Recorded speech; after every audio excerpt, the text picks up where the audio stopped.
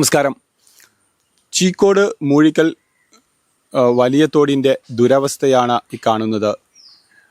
ആയിരക്കണക്കിന് ആളുകൾ ആശ്രയിക്കുന്ന ഈ തോട് ഇന്ന് ഉപയോഗശൂന്യമായി മാറുകയാണ്. പ്രകൃതി കൊണ്ടുണ്ടാകുന്ന ദുരിതങ്ങൾ കൊണ്ടല്ല ഈ തോട് മലിനമാകുന്നത്. ചീക്കോട് കുടിവെള്ള പദ്ധതിയുടെ അഴുകിയ ജലം ഒഴുക്കിവിടുന്നത് കൊണ്ടാണെന്നാണ് നാട്ടുകാർ ഒന്നടങ്കം പറയുന്നത്. ഇതിനൊരു പരിഹാരം കാണണം. ആയിരക്കണക്കിന് ആളുകൾ കുളിക്കാനും അലക്കാനും അതോടൊപ്പം വീട്ടാവശ്യങ്ങൾക്കും ഉപയോഗിക്കുന്ന തെളിനീരൊഴുകുന്ന ഈ ഒരു തോടിനെ മലിനമാക്കുന്ന ഈ ഒരു പ്രവൃത്തി ഒരു കാരണവശാലും അനുവദിക്കരുതെന്നാണ് ഇവർ പറയുന്നത്. നാട്ടിലെ രാഷ്ട്രീയക്കാരോടും മെമ്പർമാരോടും നിരവധി തവണ ഇവർ ആവശ്യപ്പെട്ടിട്ടുണ്ടെങ്കിലും ഇതേവരെ ഇതിനൊരു പരിഹാരം കാണാൻ കഴിഞ്ഞിട്ടില്ല. ഈ ദുരവസ്ഥയ്ക്ക് മാറ്റം വേണമെന്നാണ് നാട്ടുകാർ ഒന്നടങ്കം ആവശ്യപ്പെടുന്നത്. നമുക്ക് കൂട്ടശ്ശേരി ചന്ദ്രനോട് ചോദിക്കാം. അദ്ദേഹം ഈ തോടിനോട് നേരെ ചാരി താമസിക്കുന്ന ഒരു വ്യക്തിയാണ്. എന്താണ് നിങ്ങൾക്കുണ്ടാകുന്ന പ്രയാസം? ഞങ്ങൾക്ക് നല്ല കലക്ക അവിടെ. ഇന്ന് രാവിലെ തുടങ്ങി ഇതുവരെ മാറിയില്ല. ഒന്ന് കുളിക്കാനോ തിരുമ്പാനോ മുഖം കഴുകാനോ കൂടി ഇവിടെ പറ്റാത്തൊരു രീതിയാണ്. അതിനെന്തെങ്കിലും പരിഹാരം ഉണ്ടായ വലിയ കിട്ടലായിരുന്നു. ഈ തോട്ടിലൂടെ എന്താണ് വരുന്നത്? ഈ ചളി, മറ്റേ ബേസ്റ്റ് ചളി, കുടിവെള്ളത്തിൻ്റെ ബേസ്റ്റ് ചളി ഒന്നായിട്ട് വിടുകയാണ് ബേസ്റ്റ് ചളി. ഒരു ദിവസം 3-4 പ്രാവശ്യം ഉണ്ടാവും. ഇന്നിപ്പോൾ അങ്ങനെയല്ല. ഇന്നിപ്പം രാവിലെ തൊട്ട് ഇതുവരെ മാറിയില്ല. ഒന്ന് കുളിക്കാനും കൂടി പറ്റില്ല. നിങ്ങൾ സാധാരണ ഈ തോടിനെ ആശ്രയിക്കുന്ന ആളുകളാണോ? കുളിക്കാനോ മറ്റെന്തെങ്കിലും കാര്യം? തോട് തന്നെയാണ് കുളിക്കല്. കാലാകാലം തോട് തന്നെയാണ് കുളിക്കല്. പക്ഷെ ഇപ്പോൾ പറ്റിയില്ല, കുളിക്കാൻ പറ്റില്ല. നമ്മൾ കുളിക്കാൻ ഇറങ്ങുമ്പോഴത്തെ ആ കലക്കൊന്നായിട്ടാണ് വരിക. അതുകൊണ്ട് ഇപ്പോൾ കുളിക്കാൻ പറ്റില്ല. ഇപ്പം ഞാൻ കുറച്ച് സുഖമില്ലാതെ നിൽക്കുകയാണ്. ഇപ്പോൾ അതുകൊണ്ട് വീട്ടിൽ തന്നെ കുളി. അല്ല, ഞാൻ തോട്ടം തന്നെ കൃഷിയൊക്കെ ആയിട്ട് ഇവിടുന്ന് തോട്ടം തന്നെയാണ് കുളി. നിങ്ങളൊരു ആവശ്യം എന്താണ്? ഞങ്ങളെ ആവശ്യത്തൊന്ന് മാറിക്കിട്ടണം. വെള്ളം മാറിക്കിട്ടണം. ഈ കലക്ക് വരുന്നത്, ചളി വിടുന്നത്, തോട്ടിക്ക് വിടുന്നത് മാറിക്കിട്ടണം. അനൂപ് ഇവിടുത്തെ സമീപവാസി തന്നെയാണ്. എന്താണ് ഇവിടുത്തെ പ്രധാന പ്രശ്നം? എന്താണ് ഈ തോട്ടിലൂടെ വരുന്ന വെള്ളം എന്ന് പറഞ്ഞു കഴിഞ്ഞാൽ ചില സമയത്ത് ചെറിയ രീതിയിലുള്ള കലക്കാണ് വരുന്നത്. പക്ഷേ ഇന്ന് ചില സമയങ്ങളിൽ വരുന്ന ഉൾപ്പെടെ ഇന്ന് വന്ന വെള്ളം എന്ന് പറഞ്ഞു കഴിഞ്ഞാൽ ചളി കെട്ടിക്കിടന്ന് നിങ്ങൾക്ക് ഇവിടെ നോക്കിയാൽ തന്നെ മനസ്സിലാവും. സൈഡിലൊക്കെ ചളി കെട്ടിക്കിടക്കുകയാണ്. ഈ ചളി ഇനി പോകണമെന്നുണ്ടെങ്കിൽ വലിയൊരു മഴ പെയ്തിട്ട് വെള്ളപ്പൊക്കമായിട്ട് പോയെങ്കിൽ മാത്രമേ ചളി പോവുള്ളൂ. ഈ ആളുകൾ കുളിക്കാൻ വേണ്ടി ഒരുപാട് ആൾക്കാർ വന്നിട്ട് തിരിച്ച് മടങ്ങി പോവാണ്. അത് മാത്രമല്ല, ഇതിനപ്പുറം നമ്മളെല്ലാവരും സംരക്ഷിക്കാമെന്ന് പറയുന്നുണ്ടെങ്കിലും നിയമപരമായിട്ട് നോക്കുമ്പോൾ സംരക്ഷിക്കാൻ ഒരു വലിയൊരു മത്സ്യസമ്പത്തുണ്ട്. ക്ലോറിൻ ഉൾപ്പെടെയുള്ള വെള്ളം ക്ലീൻ ചെയ്തിട്ടാണ് ഈ സാധനങ്ങൾ ഇതിലേക്ക് വിടുന്നത്. അത് ഭയങ്കര രീതിയിൽ പോയി കഴിഞ്ഞാൽ സത്യം പറഞ്ഞാൽ മീൻ തന്നെ കുറവാണ്. പണ്ടൊക്കെ ഇവിടെ ഈ തോട്ടിൽ ഇഷ്ടം പോലെ ആൾക്കാർ മീൻ പിടിക്കാനൊക്കെ ഉണ്ടായിട്ടുണ്ട്. ഇപ്പം ആരും കാണാനില്ല, തോട്ടിൽ മീനില്ല.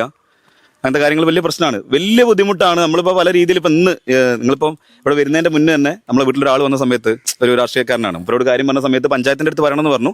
ബാക്കി കാര്യങ്ങൾ നോക്കും, അല്ലെങ്കിൽ വ്യക്തിപരമായിട്ട് നമ്മൾ കാര്യങ്ങൾ സംസാരിക്കാന്നുള്ള രീതിയിലൊക്കെ പറഞ്ഞിട്ടുണ്ട്. അപ്പം വലിയൊരു ബുദ്ധിമുട്ടുണ്ട്. ചീക്കോട് പഞ്ചായത്ത് ഈ ഒരു ബുദ്ധിമുട്ട് തുടങ്ങിയിട്ട് കുടിവെള്ളം തുടങ്ങിയിട്ട് എന്ന് തുടങ്ങിയോ അന്ന് മുതൽ ഈ ബുദ്ധിമുട്ട് ഇവിടെ അനുഭവപ്പെടുന്നുണ്ട്.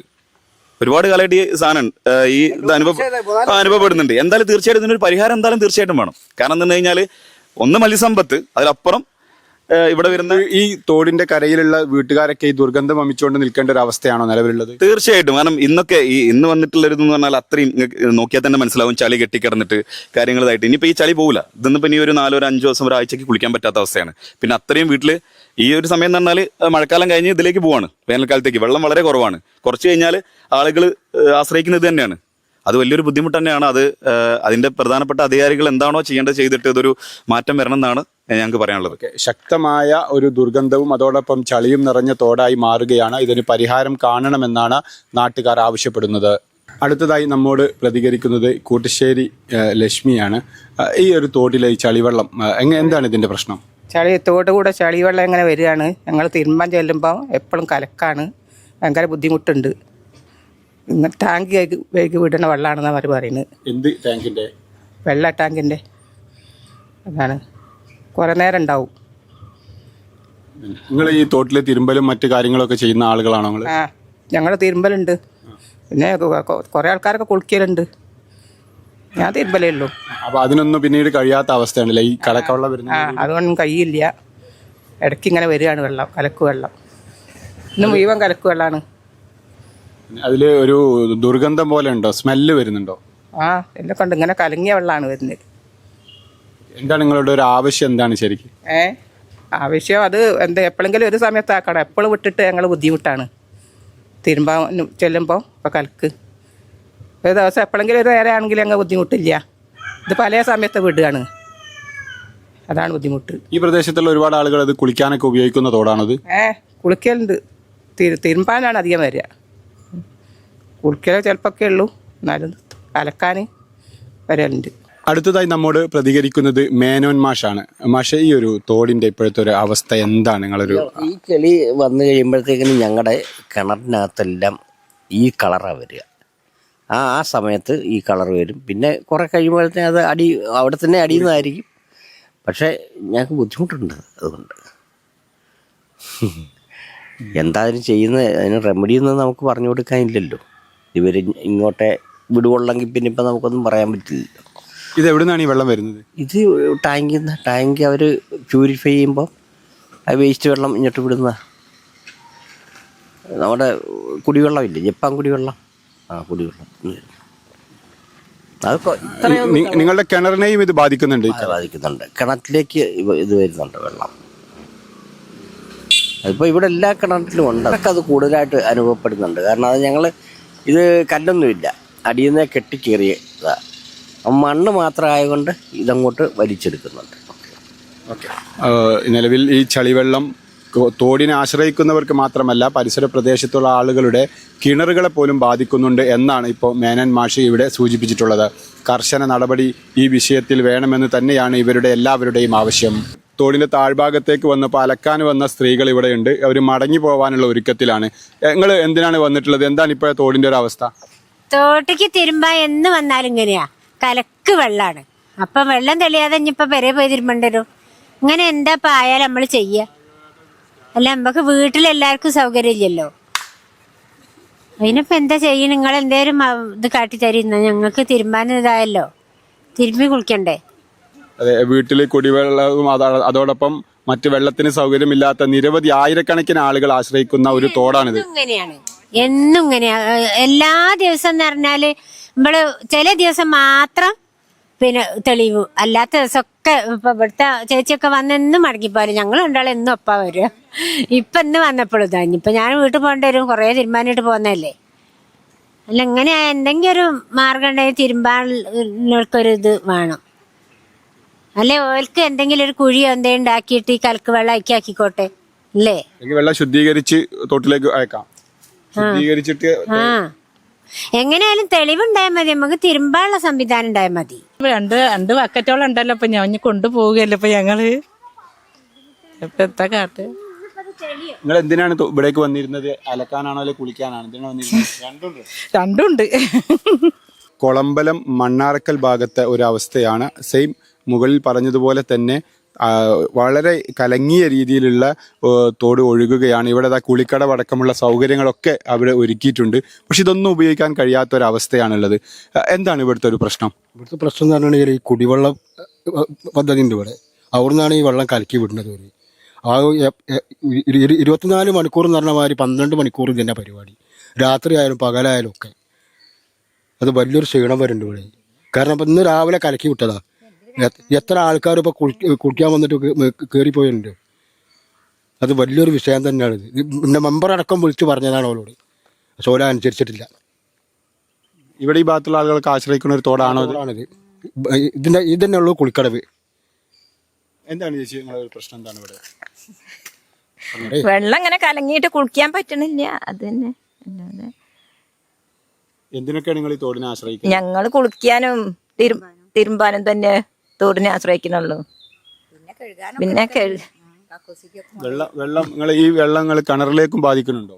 കിണറിലേക്കൊന്നും ബാധിക്കുന്നൊന്നുമില്ല.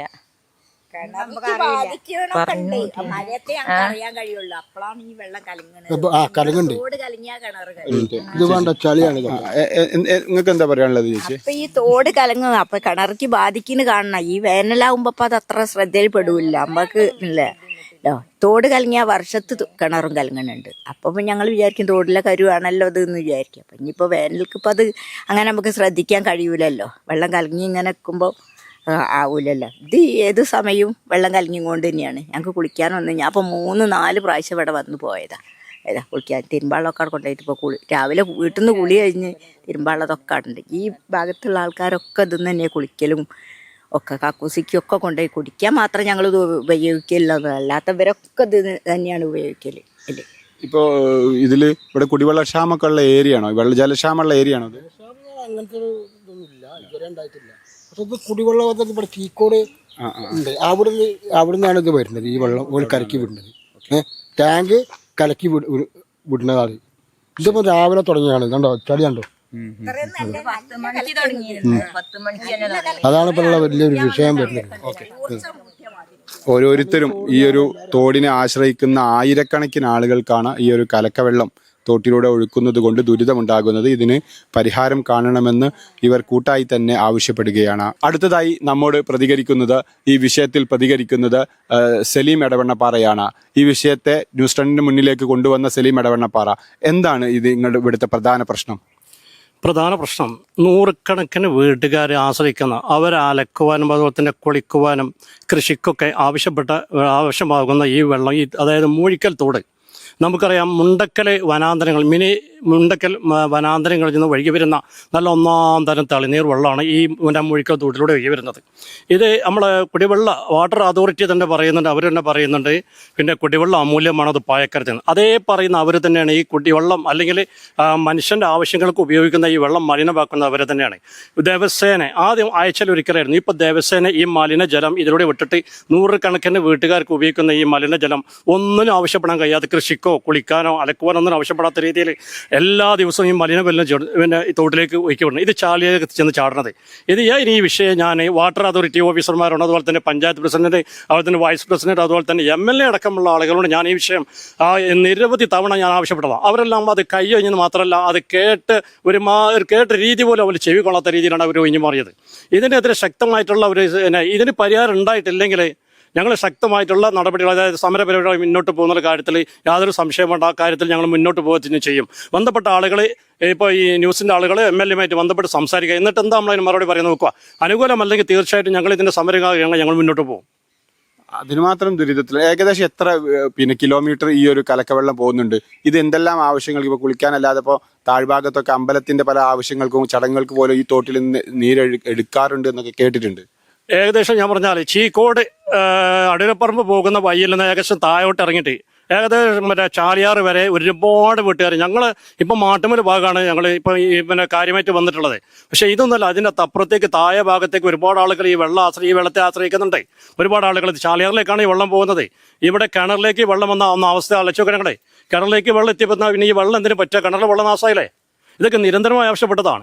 ഇത് ചാലിയാറിൽ വരെ എത്തുന്ന എത്ര വീട്ടുകാർ, എത്ര കർഷകർ ഈ ജലം ഈ വെള്ളത്തെ ഈ തോടിനെ ആശ്രയിക്കുന്നുണ്ട്.